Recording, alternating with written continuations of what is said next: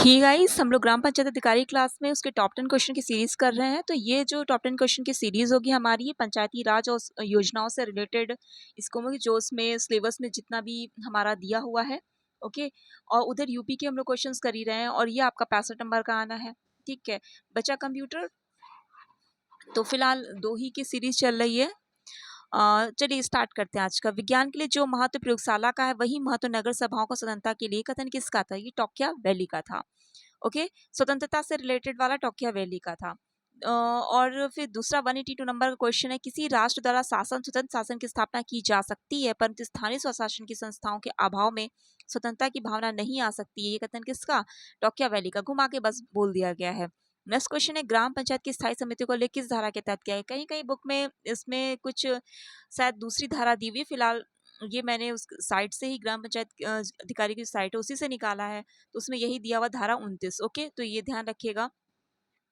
उत्तर प्रदेश राज्य में संयुक्त पंचायत राज अधिनियम 1947, ओके, संयुक्त प्रांत अधिनियम संख्या 26 1947, इतना नहीं ध्यान रखना, बस आपको ध्यान रखना कौन सी धारा। तो ग्राम पंचायत की स्थायी समितियों का उल्लेख धारा 29 में मिलता है। ग्राम पंचायत की स्थायी समितियों का उल्लेख किसमें मिलता है? धारा 29 में मिलता है। ओके, नेक्स्ट क्वेश्चन है, सरपंच अपना त्यागपत्र किसको सौंपता है? तो सरपंच अपना त्यागपत्र पंचायत समिति के विकास अधिकारी को सौंपता है। सरपंच अपना त्यागपत्र किसको? पंचायत समिति के विकास अधिकारी को सौंपता है। सरपंच, उप सरपंच और पंचायत का कोई भी सदस्य लिखित में नोटिस देकर अपने पद से इस्तीफा दे सकता है। ऐसे मामले में जहां ग्राम पंचायत किसी पंचायत समिति के आधिकारिक क्षेत्र में हो, उस पंचायत समिति की पंचायत समिति के विकास अधिकारी को वो अपना त्यागपत्र सौंपता है। ठीक है, क्या बोला? ग्राम पंचायत किसी पंचायत समिति जिसके भी अधिकार क्षेत्र में होगा, सरपंच ग्राम पंचायत को लिखित में नोटिस देकर अपने पद से त्यागपत्र दे सकता है। तो ध्यान रखिए क्या बोल रहा है कि सरपंच जो है ग्राम पंचायत को लिखित में नोटिस देकर अपना पद से त्यागपत्र दे सकता है। ओके, नेक्स्ट क्वेश्चन है, प्रधानमंत्री आवास योजना ग्रामीण नामक पुनर्गठित ग्रामीण आवास योजना की शुरुआत की गई थी कब? तो 20 नवंबर 2016 को इंदिरा आवास योजना का पुनर्गठन करके प्रधानमंत्री आवास योजना ग्रामीण के रूप में पहली बार 2016 में शुरू किया गया था। इस योजना में हिस्सेदारी मैदानी क्षेत्र में 60 और 40 के अनुपात में, और जो उत्तर पूर्वी राज्य हैं या हिमालयन राज्य हैं उनमें 90 और 10 के अनुपात में होगी।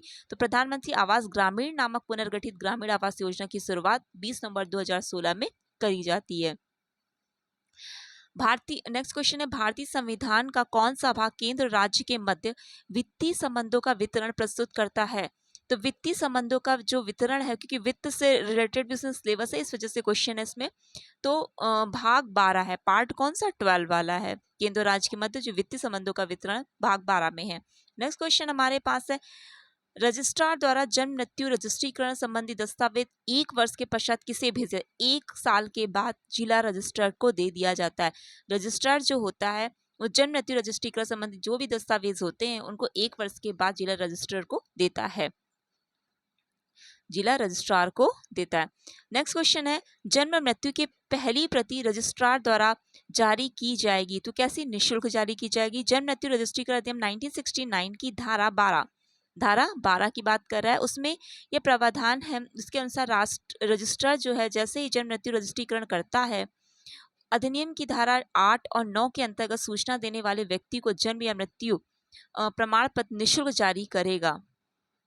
यदि कोई जन्म या मृत्यु संबंधी घटना घटित होने के 1 वर्ष के भीतर रजिस्ट्रीकृत नहीं होने पर उसे उस क्षेत्र के उप जिलाधिकारी को लिखित आदेश पे 10 रुपए विलम्ब शुल्क लेकर रजिस्ट्रीकृत किया जाएगा।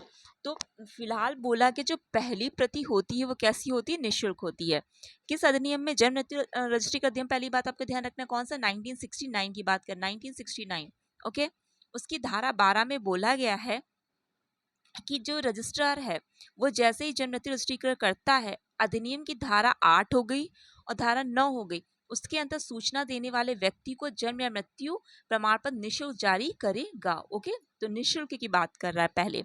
उसके बाद बोला गया, यदि कोई जन्म या मृत्यु संबंधित घटना घटित होने के 1 वर्ष के भीतर रजिस्ट्रीकृत नहीं होने पर उसे उस क्षेत्र के उप जिलाधिकारी के लिखित आदेश पे 10 रुपए विलम्ब शुल्क लेकर रजिस्ट्रीकृत किया जाएगा। तो यहाँ पे किसका? 1 वर्ष के भीतर जो रजिस्ट्रीकृत नहीं होता है, तो किसके लिए?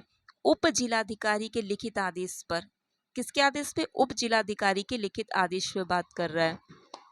और 1 वर्ष के बाद किसे भेजता है? जो रजिस्ट्रार होता है वो जिला रजिस्ट्रार को भेजता है।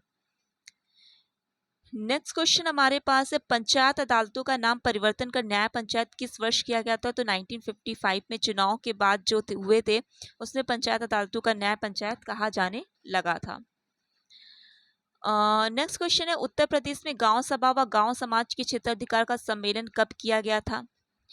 तो पंचायत के विकास के द्वितीय चरण के दौरान 1955 में पंचायत का दूसरा आम चुनाव संपन्न हुआ, जिसमें गांव सभा व गांव समाज के क्षेत्राधिकार को एक कर दिया गया था।